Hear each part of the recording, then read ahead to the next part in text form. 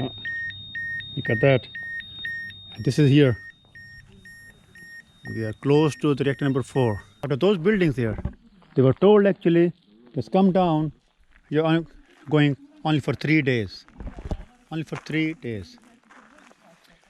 And now it's 35 years, so they never came back. Welcome to the ghost town of Pripyat, here in Chernobyl. Look at that. 22, 66, 101, 98, 96, 95. There has been a nuclear accident in the Soviet Union, and the Soviets have admitted that it happened. The Soviets are saying little, but what is known is cause for concern. A nuclear accident. Den värsta som någonsin inträffat, tror man idag. What caused it and how many people did it hurt? But Mikhail was telling me that he was born in a small village which is in the exclusion zone now. Yeah, which nowadays is located within the territory of 30 kilometers Chernobyl Exclusion zone. It's named Fabrikivka.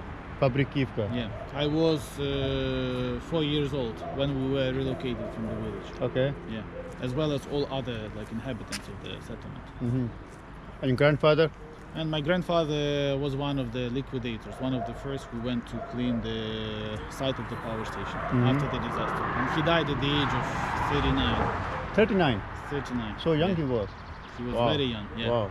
Wow. Standard sanitary norm is 0.3 microsieverts per hour. Okay. So then later we will be able to check, to compare how much radiation, what do we have here and what do we have in Chernobyl. Because some people, they still have some stereotypes about radiation, that it's too dangerous. Okay. Okay, I don't know, maybe after this trip as a result you would get the same hair color as I have. Okay. Well, we will see. Maybe you will become bald, so who knows, but we will see, yeah. Okay. My guide of this tour is Alexandra. Hello. Hello. And Mikhail. Good morning. And they gave me a list of all the things which I must not do on the zone. So I cannot drink alcohol there. Of course, I don't drink anyways. I should not take anything out of the zone. I should not eat anything from there, like berries or something. I should not feed anything there, like if there are any animals. So there are this, like a list of all that.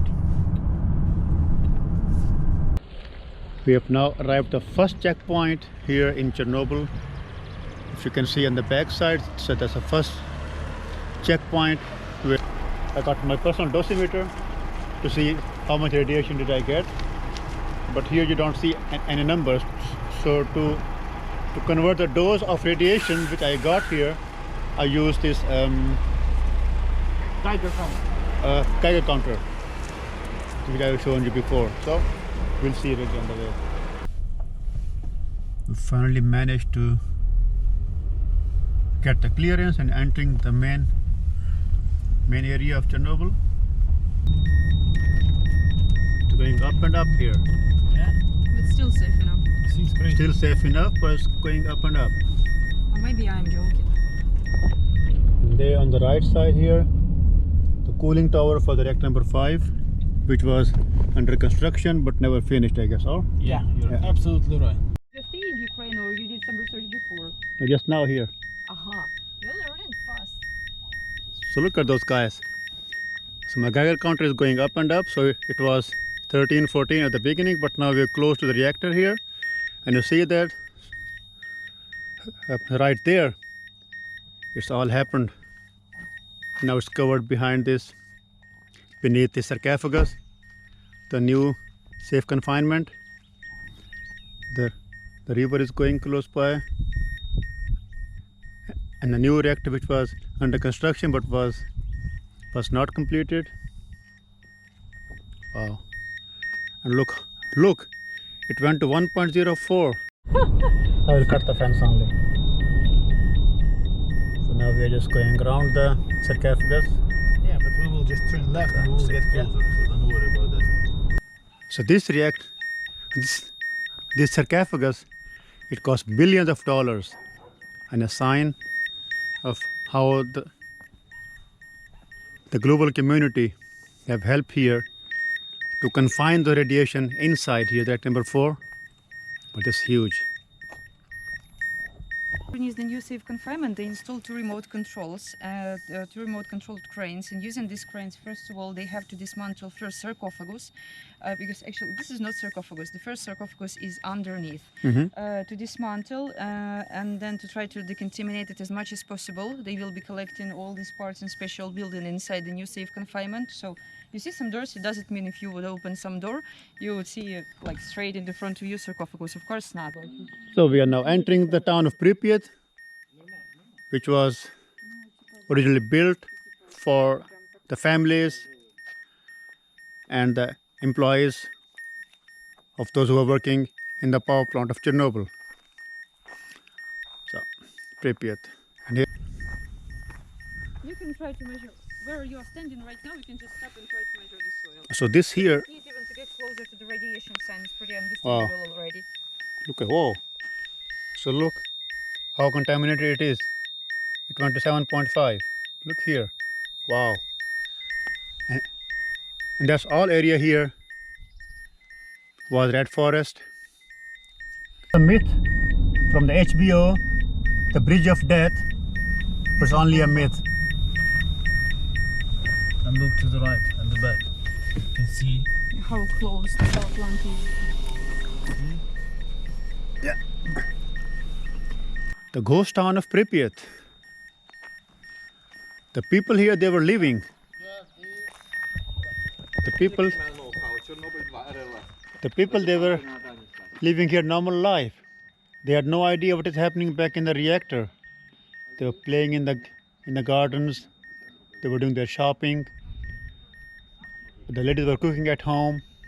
People were working like normal life, and they had no idea, even after 2 days. And after 2 days, they had no idea what was waiting for them. Some toys which are left like this. Them. The fire extinguisher, toys for the babies, the children they were playing with. They left like this. Wow. So this was the main street of Pripyat, which used to be called, of course, Lenina. So the place where we are now was the main square of the town of Pripyat. Here you can see it might be some shopping street. A telephone cell. Now imagine if you are here 35 years ago, you would have called, I don't know, your friends, your relatives, your family around somewhere, saying hello, I'm doing fine here, I'm in town of Pripyat. Look at them. And right here there were parks, schools, shopping, homes, the flats. Look at this here. It's broken, of course. Some old chair. And in all those buildings back there, the people were living their normal life. In his apartment, it was late night. Yeah. He didn't have to be at the power plant 24 hours per day. Of course not. So at the night when the explosion happened, he got a call from the power plant that something had happened. And of course that's why he had just to collect his stuff, to get into the car. Probably he had Volvo, Zhiguli, something like that. Of course he had to drive straight to the power plant to find out, to figure out what was going on. And people in the Soviet Union, they didn't know actually what happened. Even some workers of the power plant, if you would have visited control room of reactor, you would see that there are no windows or stuff like that at all. When the explosion happened, of course, staff of the reactor 4, they couldn't see the reactor. All they could see is some number. So it was the hotel. What was the name of the hotel? Polisia. It's like the same as the name of the region. Hotel Polisia, where all the agents of KGB and the presidents and all that, they came after the accident, they came here and lived there, because from there up on the top they could see the view, they could have the view of reactor So, Hotel Policia. It was in a town hall of the city of Pripyat. It was at this very building. So decision was made to evacuate all the people from there. And then here on the streets, here at the 2,000 buses, they came here and told people, so just take your stuff for only 3 days because you will be coming back in 3 days. And of course, they never came back. But yes, town hall, it all happened. Like Soviet propaganda. So like here, it says, okay, now it's not, you cannot see this, but it used to say, glory to Lenin, Slava Lenin, right? Yeah. And Glory those to words Lenin. in the front, by the way, it's written in Ukrainian, not in Russian. In Ukrainian, it sounds like "Хай буде атом не робітником, а солдатом." In translation, it means "Let the atom be worker, but not a soldier." It might be, I don't know, House of Culture. Yeah, it's Palace of Culture Energetic. Energetic, it means like energy worker. It's the House of Culture for the energy workers who are working here in the atomic reactor. As for this House And of she Culture, said that here in this town of Pripyat, so they could buy everything because they were privileged people living here.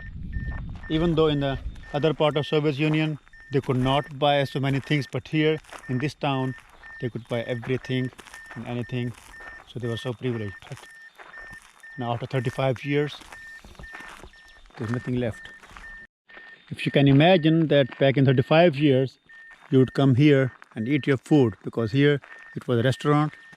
It's a very famous restaurant here in the town of Pripyat, in the center of Pripyat, so it was also expensive.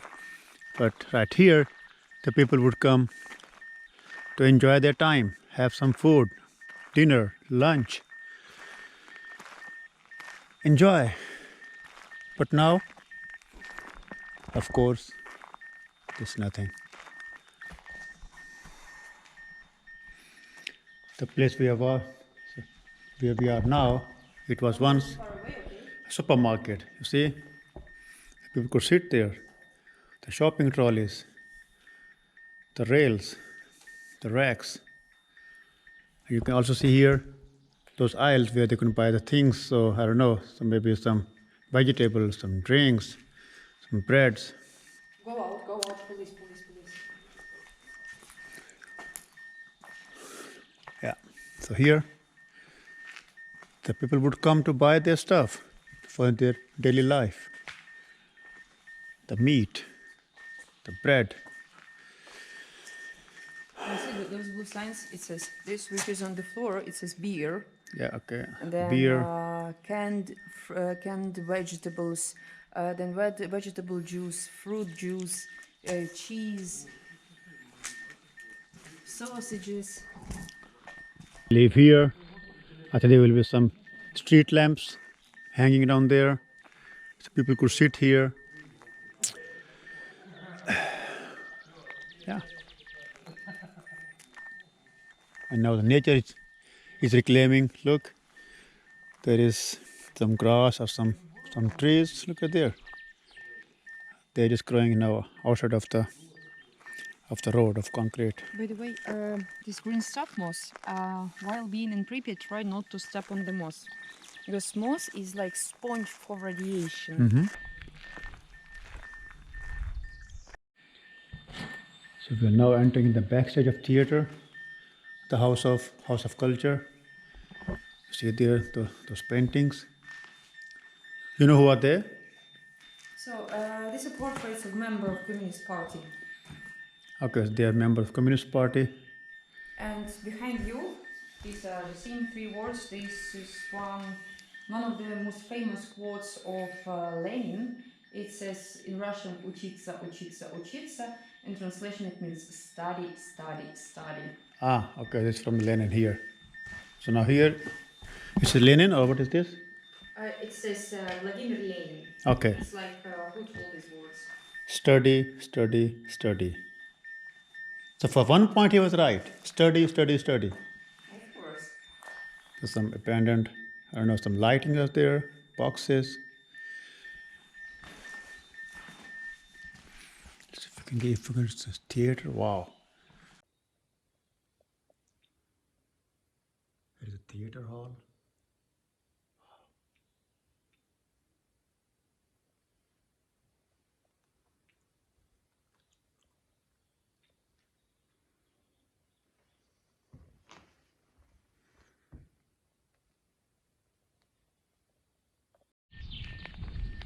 Look at this. I don't know if you can see this here.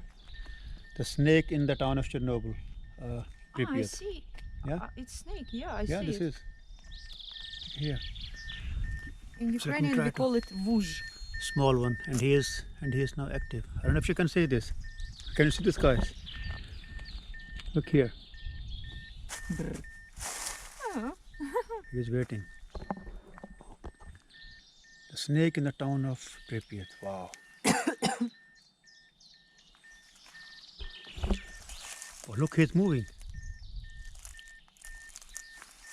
Look, he's going there. Can you see this? Let's go there. Look, he's moving there. Wow.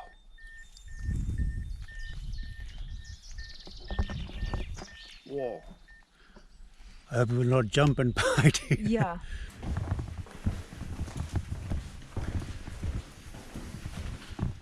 Check this out.